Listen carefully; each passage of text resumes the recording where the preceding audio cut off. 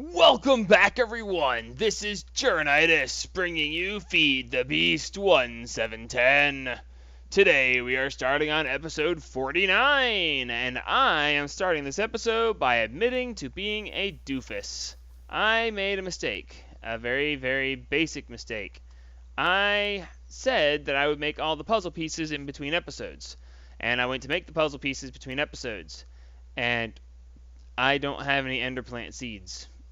I turned them all into plastic, and I don't have enough plastic. So I'm a dummy. I don't know what else to tell you. So here's what we're going to do. Algae. Oh, yeah, it's because I was gathering some sand and things. Let's see.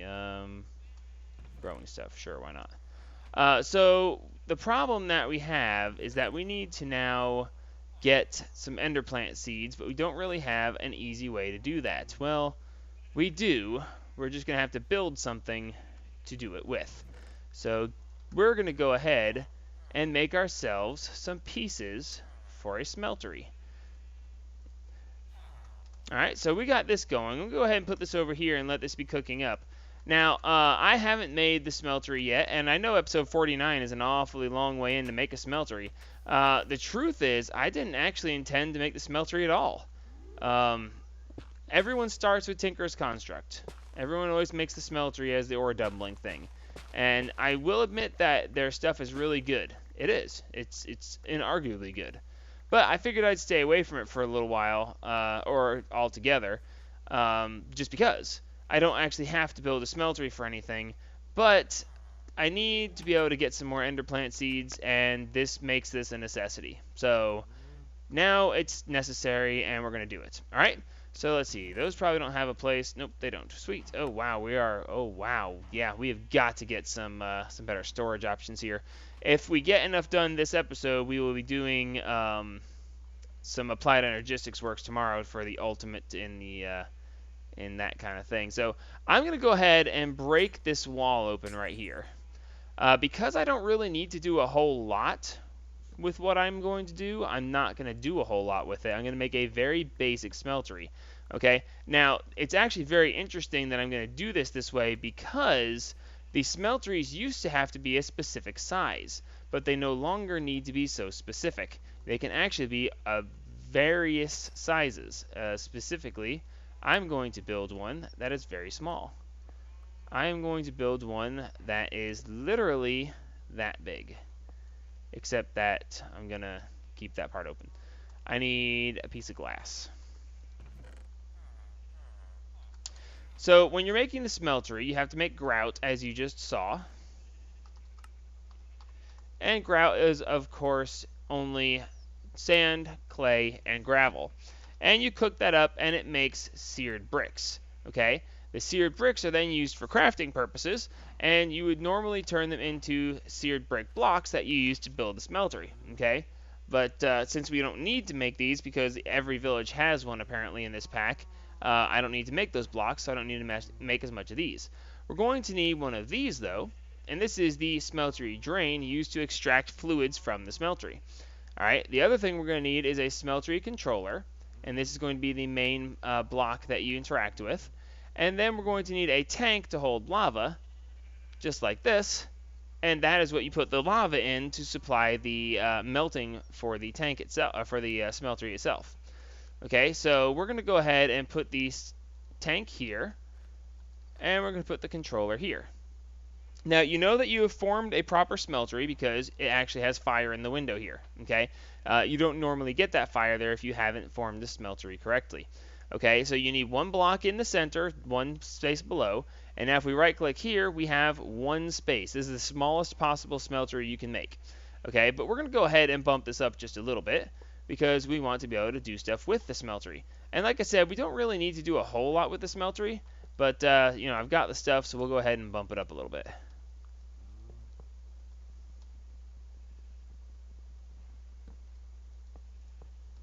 Alrighty, cool. So now the smeltery can hold 4 items. Very neat.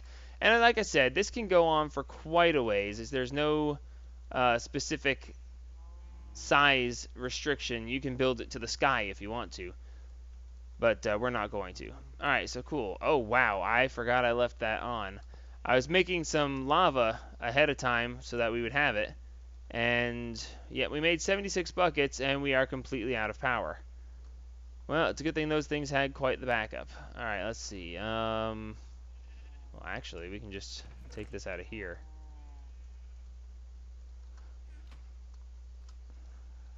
Can't believe I did that. It's actually pretty funny, really.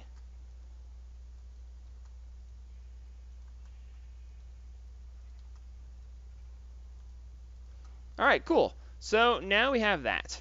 Alright, now with your smeltery drain here, you can access this drain with various different pipes. You can use liquid transport pipes from Ender.io, Buildcraft, the liquid transfer node from Extra Utilities, or you can use the actual Tinker's Construct version, which is just a smeltery seared faucet with just those three there, and we can go ahead and place this on the front here. Okay, so now that we have that set there, we can actually pour things out of there. But I don't actually want to leave it like that. But hang on a second. There. We won't actually need to use this very much. I won't use this very much at all throughout the entire series, just because I'm not going to be doing that much with it. But the tank can hold up to 4 buckets of lava, and you won't use that very often. It takes a lot to use it up. But I think... that pretty well works. Alright, so what I'm going to be doing requires this casting basin. The casting basin and the casting table are your two options, and they are the inverse of each other. There is the table, there is the basin. It's actually very simple. We will go ahead and be making certain Tinker's Construct tools and weapons later on, but we're not going to be doing that right now. So we'll get into that when we actually do the secondary upgrades. Now, as you make different things, you'll get different books that explain things about it, showing you different recipes and stuff like that, but we're not going to get into that either. Alright, so we're going to put the casting basin right here, and then we can access both the smeltery controller and the tank from the side right here. Alright, so here I am going to need... We're going to go ahead and melt 4 ender pearls. I don't really need to melt all 4, but I'm going to because I want to. Alright, so now that these are melting, let's go ahead and put... Actually, this is the Tinker's Construct chest, so here, have some Tinker's Construct stuff. And you, deactivated, go in there. Alright, cool, so that stuff's melting. Now, the reason I'm doing this is because I need end stone, okay? End stone is actually very important because it's the only thing that you can plant the ender seeds on. Alright, and I need to get some ender seeds. Now, you can get ender seeds by chasing around endermen, and eventually, when one teleports, they tend to drop the seeds when they teleport. No, stop. Nah, crap. Hope I have enough. Did it make the whole block? It didn't. Nuts. Oh dear. Okay, well, let's fix this real quick. If you ever do something like that, you can always use liquid pipes, if I have any. I know I've got liquid ducts, or liquid conduit. There they are. Pressurized fluid conduits. So I need to get this stuff back into the smeltery because I misclicked. So we're going to go ahead and put this here, and we're going to set this side as an extract always active. So now it is actually sucking that back out of there and putting it back into the smeltery. Hooray! Misclick taken care of. Where's my Yeta wrench? Wow, I can't find anything today. Alright, so now that that's out of there, we can go ahead and take this back off. And we can put our faucet back. And now we're going to put obsidian in here, pour the liquid ender over the top of it, and it will make us endstone. Now, I consider going to the end to do this, but I don't really want to deal with finding the end and going there. I mean, I can. I'm perfectly capable of it. I mean, if I'm fighting the Wither and the Gaia Guardian, I can definitely take on the dragon, but I didn't want to do that now, and I'm not going to. So this is the other alternative. You can also make end stone another way. Let's see, recipe. That is not the recipe I asked for. Recipe here, you can fluid transpose resonant ender, which is liquid ender pearls, onto sandstone or obsidian, I believe. Oh no, just sandstone. Interesting. So I choose to do it this way. I think it's better. All right. Well, we should be. Technically, I have enough already, but we're gonna go for an even 8. So now that we have this, and we have actually leftover ender stuff in here, actually quite a bit, but that's fine too. So we're gonna go over here and we're gonna grab some bone meal. And because of the way the new version of this works, we can just go ahead and actually, you know what? I don't even need to dig. If I'm gonna go messy, I might as well go messy. And we can just bone meal this. And we should get, there we go.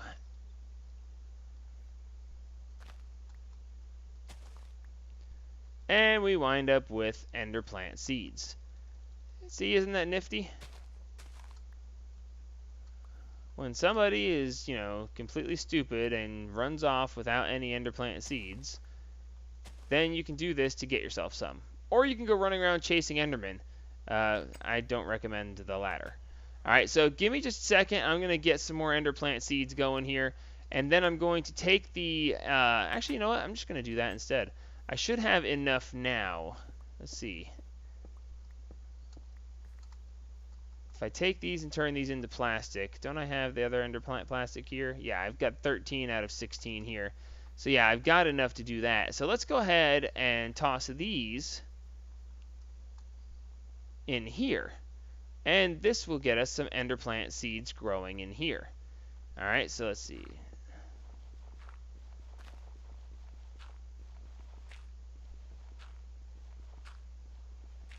And I'm going to do this close at hand, that because I don't think these require light to grow either.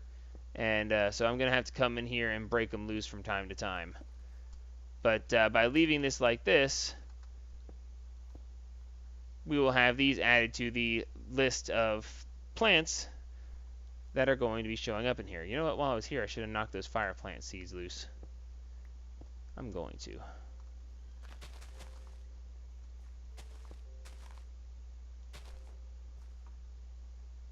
And there we go. Alright, cool. So now I'm going to turn these into plastic, and then we're going to get started on programming drones. We're going to need to make a couple of things before we can actually program the drones. We have the puzzle pieces, and that's good. But one of the other things that are necessary, and actually now I can just go ahead and put these all in here because it doesn't matter. And this should be on. Instant pop. Pulled out. And now they're over here. 3, 2, 1. Close enough. Alright, so let's see. There's the other printed circuit board, and why don't I have another printed circuit board? I'm supposed to have another one. You know, the funny part is I probably won't even use these in the actual programming of the drones, because, yeah. Well, either way.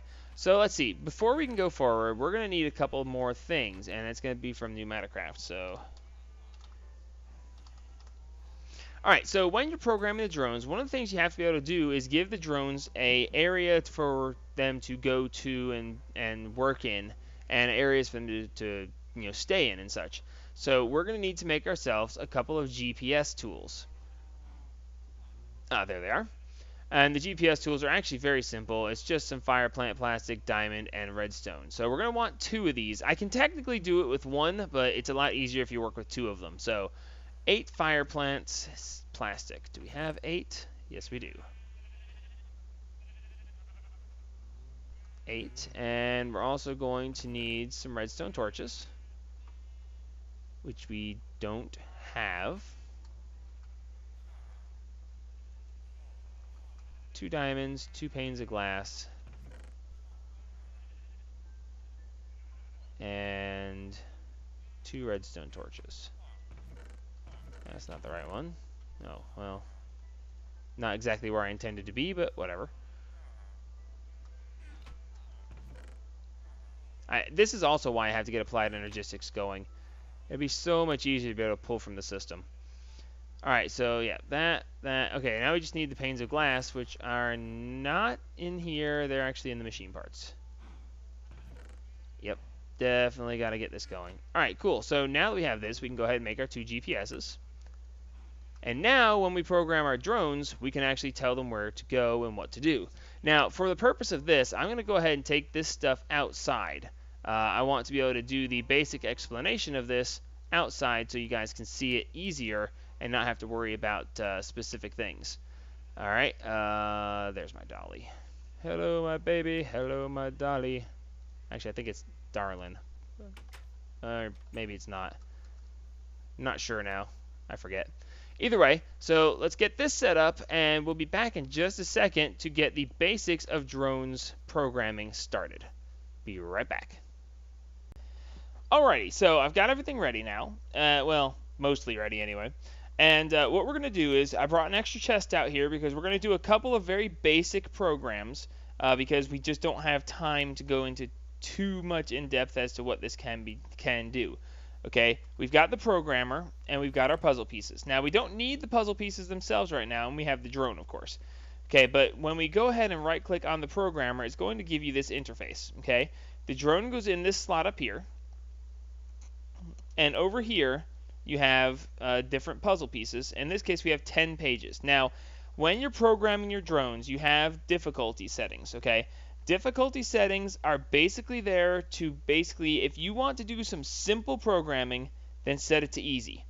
Okay, if you want to do some medium programming, then medium, and advanced is giving you all the options. Okay, now as you can see here, as I switch, easy has 6 pages of puzzle piece options, medium has 9, and advanced has 10.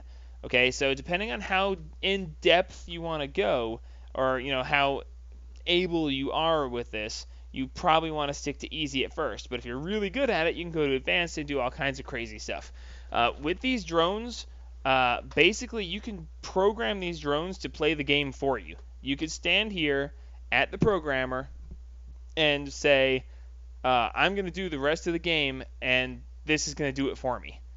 I'm not sure. I think one of the only things it can't do is craft things for you. Not so sure about that. But anyway, we're going to leave it on easy for now, and we're going to do some basic programmings, all right?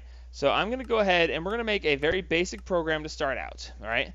First, to start a program, you need the start button, okay? So you click and drag, and you drop it over here. So you have your start, all right? Now, if you click anywhere outside of a puzzle piece, you can move the puzzle piece like this, or I can click and move the world or the map of the program around like this.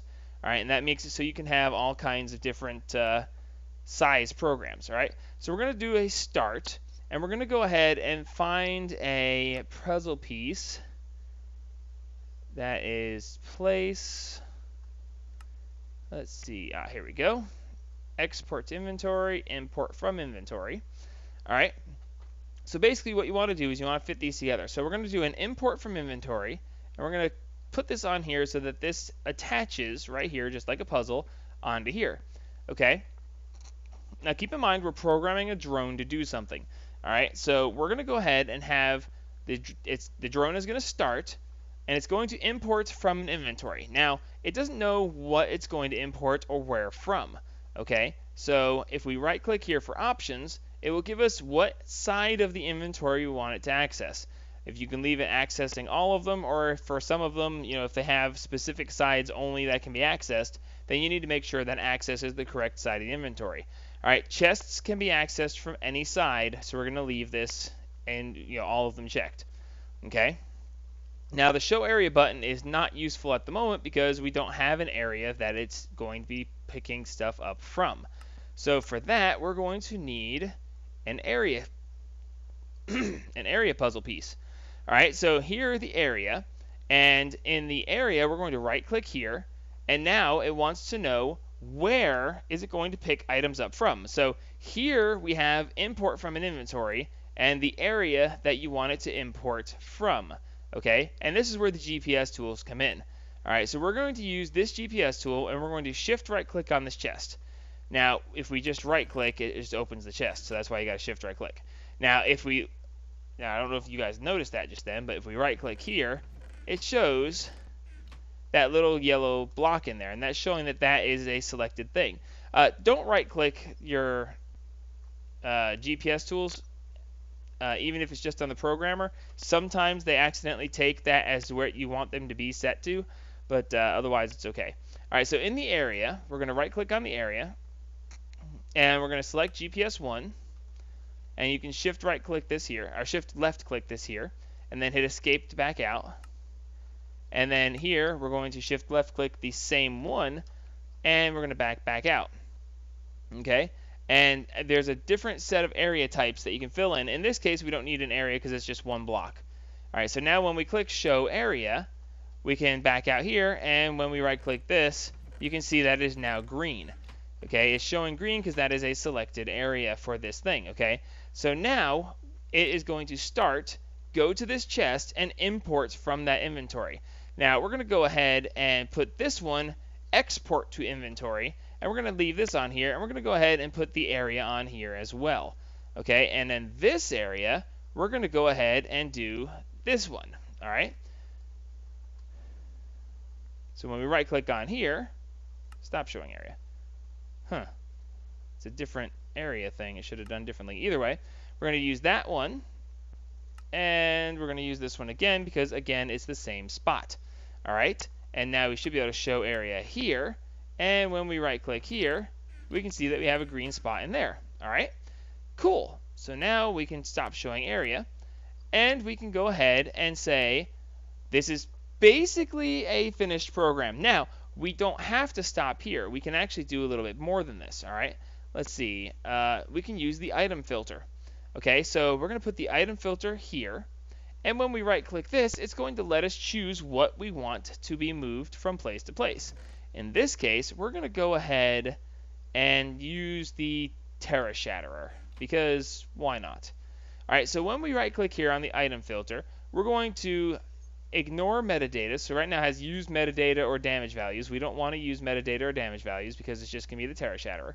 Okay, now we can search for an item here, in which case it lets us use creative mode to look up the Terra Shatterer.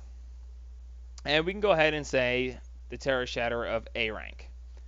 Okay, and then we back out, and it says that it is going to be using the Terra Shatterer. Okay, so there it is in the target thing. Or we can click that out of there, and we can just click what's in my inventory correctly.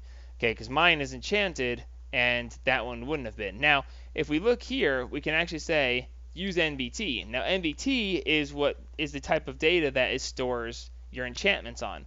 So if I had used NBT, then it would not have picked up my Terra Shatterer because mine was enchanted, and the one that we used from searching the items was not. Okay, so you can use OR Dictionary or Mod Similarity. OR Dictionary means that if there's 5 different types of copper and you tell it to pick up copper, it'll pick up every type of copper. Okay, specific block metadata being that you can look for specific damage values. Okay, but we don't need to worry about that. All right, so now here it shows that it's filtering for the Terra Shatterer. Now we can do this as many times as we want. Okay, we can add another one, or another 2, or another 576. Okay, it doesn't matter. So we can tell it to specifically pick up only these items. Now this is working as a whitelist in this case. Okay, so it's only going to pick up that item. All right.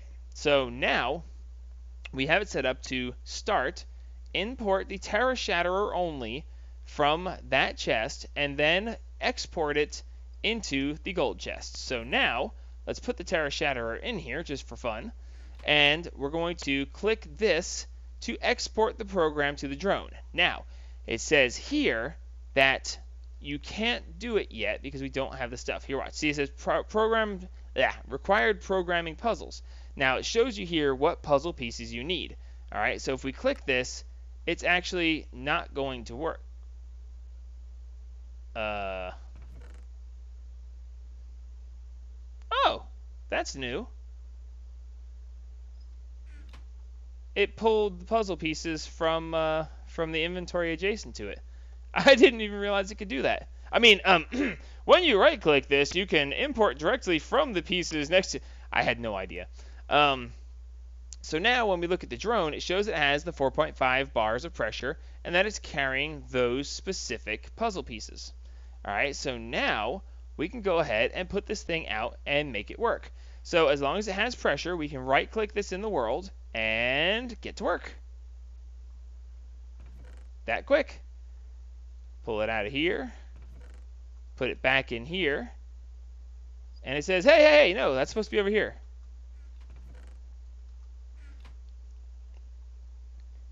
And back and forth it goes. Now, it will just stay here because it's basically completed its program and it doesn't need to do anything else.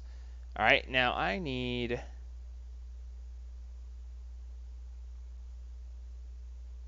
I must not have put it in here. Huh. Now, you can take the drone up in two different ways. First way is to kill it. I mean, literally just like beat it to death with a sword. And it will die, quote unquote, and drop as an item into the world.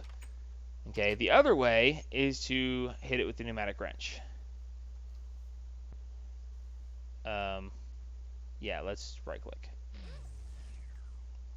I thought it was left click and I was punching it with the pneumatic wrench. Anyway, so when you right click it, it drops it back into the world and it maintains its program. Okay, now other than that, we can put this in here and it says, hey, I'm supposed to pick up a Terra Shatterer from that chest over there and put it in this chest. And you notice it's not doing anything. Well, it's not doing anything because it has nothing to do. But it says, hey, wait, there's a Terra Shatterer in there. Get it! And there it goes, moving it over there. All right, so cool. Now, the other thing we can do is actually kill the drone. And when it dies, it drops into the world and still maintains its programming. All right, so that is really cool. Now, we have a little bit of time left in the episode. Now, depending on how you want to build these things, you can have them go mining for you. You can have them move items for you. You can have them with the new version of Pneumaticraft. You can have them move liquids, and you can have them move power. You can have them move all kinds of stuff. Okay, now, how do I clear this? There's supposed to be a clear button.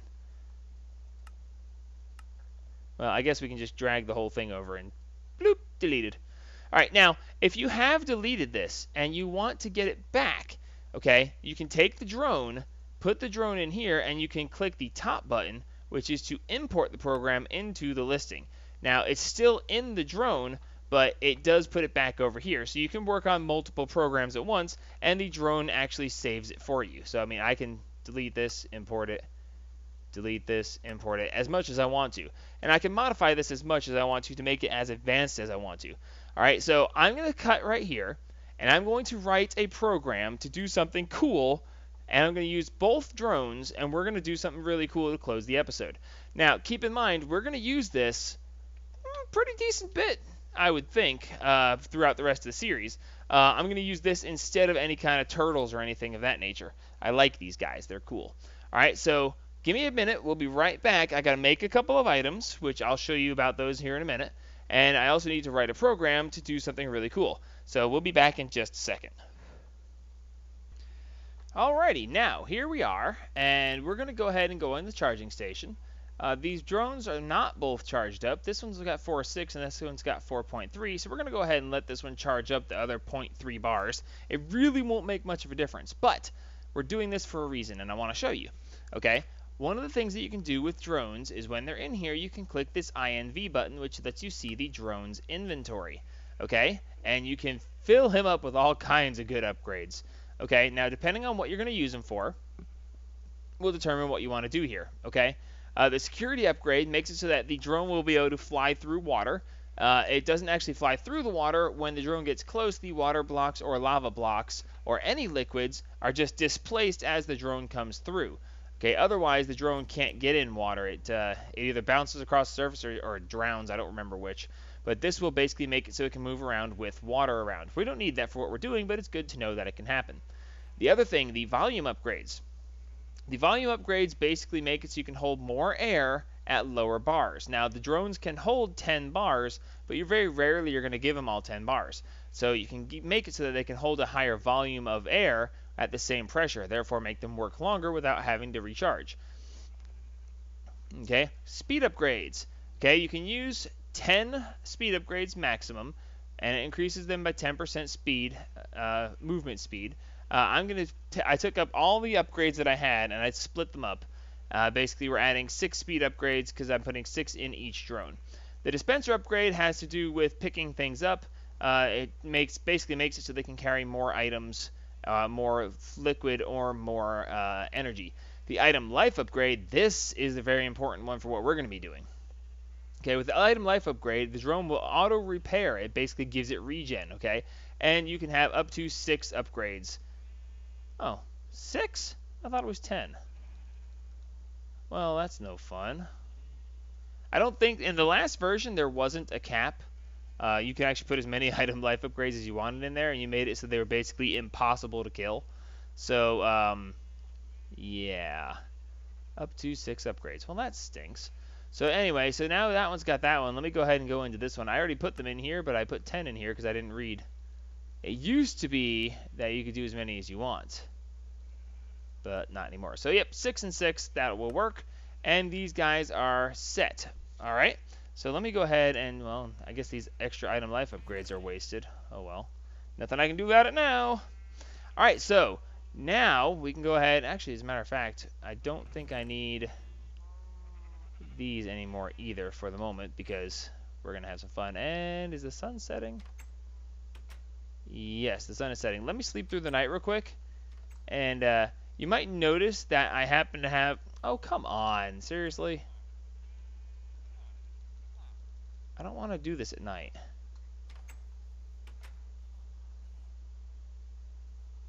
Whatever. It shouldn't make a difference. Anyway, got the Terra Steel in my inventory, and I moved the programmer over here. Okay, let's look at this program real quick. Okay, I said to start, to import from inventory, and I gave it the area of the inventory. Oh, by the way, when you're programming, if you want to have, if you have an area that you already have, but you want that area again, if you middle click and drag that off to the side there, it makes a copy of it. So it's the same exact one. And that makes so that if you can take one set of coordinates and then use that same set as many times as you want. So it's going to pick up from this chest, and it's going to pick up, in this case, a ruby sword. Okay, ruby swords are really easy to make. I had an excess amount of rubies, and I wasn't going to go into anything too in-depth for this purpose. All right. It's going to pick up that from here, and then it's going to attack any entity in this area. Okay. Now, I'm going to right-click here and do a show area. Keep in mind, if your area is too large, when you hit show area, it can crash your client because it has to render all these cubes.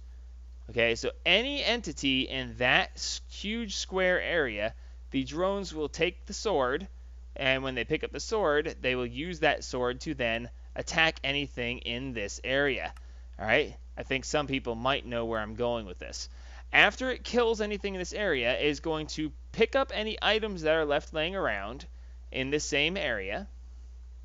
As you can see, I use the click thing to copy that. And then it's going to export any items it gets into the chest that it picked up the swords from. So that simple, it's going to work. So they've both been programmed to do this. So I'm going to go ahead and place them in the world.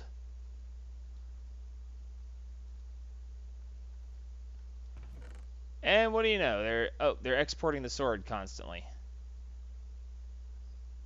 Well, in theory, they'll stop doing that when the monster spawns. So let's go ahead and drop this on here. Oh, crap. Ah, no, no, no, no, no. No, no, no, no. Bad drones. Bad drones. I kind of forgot to do something.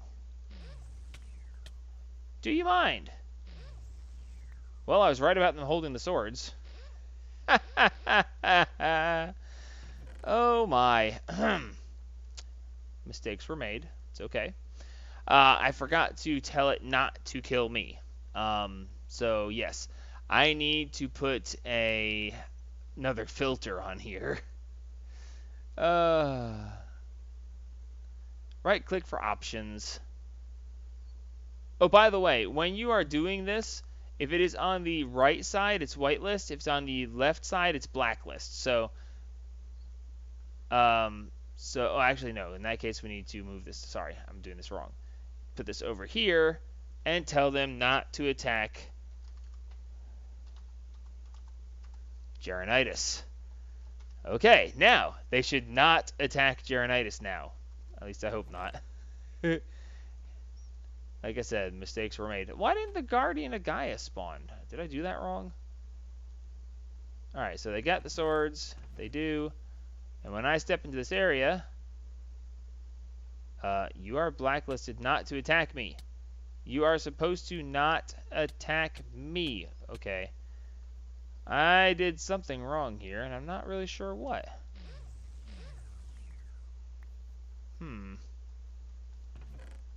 Obviously, we have a problem here. Mayhaps it's an entity filter, and I'm missing it. Entity attack. Right-click for options. Okay. Well, I did something wrong. I'm really not sure what. Import entity, export entity. Suicide, rename, wait, emit redstone, teleport.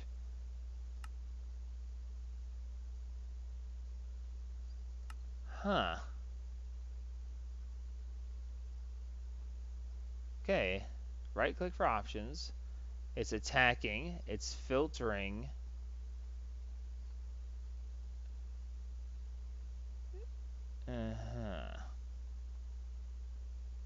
Okay. Hang on a second.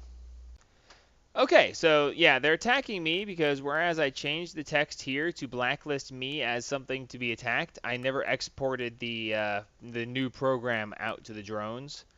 So yeah, that's a thing. You should do that because drones and things and what did I do with the TerraSteel? What did I do with the TerraSteel?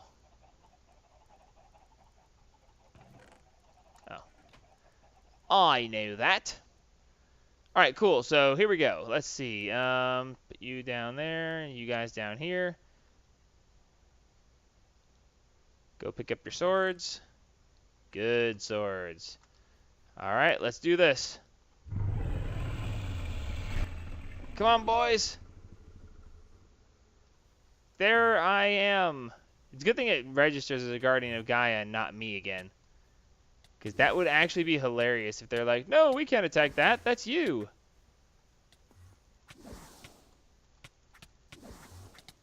Awesome.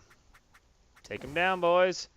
Oh, by the way, you can see that I can actually hit these guys, and yeah, their health regenerates almost instantly. I mean, it is literally almost instantaneous. Where is he? Oh, in the center again. I'm not sure I could kill these guys now if I wanted to. Like, I'm fairly certain that I have to take them up with the,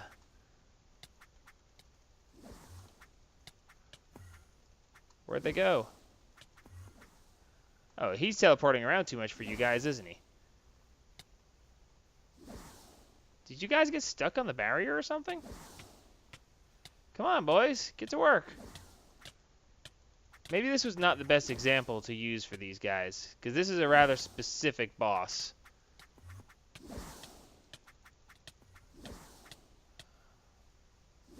Word. I think they're stuck. Yeah, I think they're stuck in the barrier. Yeah, I can hear them bouncing against the barrier. Hang on a second here.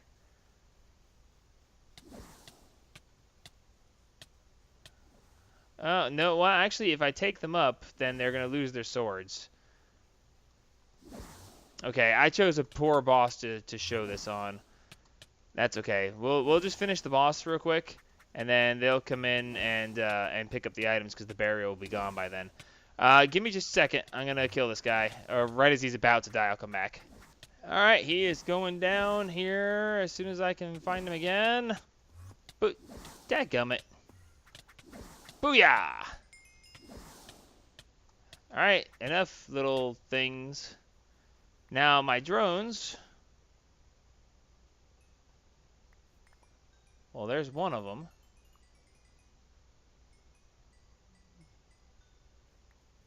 And he's out of air. Well, one drone's out of air. I don't even see the other one. Did he get destroyed somehow? I don't know. Is he in my inventory? No, not my inventory. Let's turn on my magnet. I seem to be missing a drone. I'm beginning to think that using this boss as a testing grounds was a bad idea. Because I seem to have lost a drone. Unless he's like... I don't know. I don't know what happened to him. Note to self, Guardian of Gaia, not a good one to test drones on. Well, that's okay. He's probably around here somewhere. Wherever he is, he's got my other ruby sword.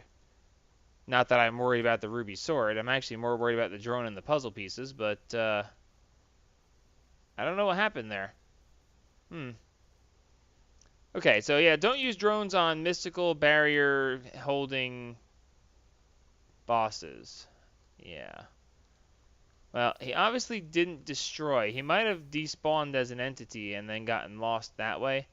Either that or he's flying around here somewhere trying to figure out what he's supposed to be doing. Not sure, but that's okay. So yeah, that's it for this episode. We're out of time. We're actually over time. We'll get to using these guys more in future episodes. We'll have them doing all kinds of fun stuff for us. Well, Guy. I guess not guys, because I lost one. Alright, whatever. So this is it for episode 49 of my Let's Play series. Like me if you like me. Subscribe if you want to see what I get into next. And, as always, help spread the gaming!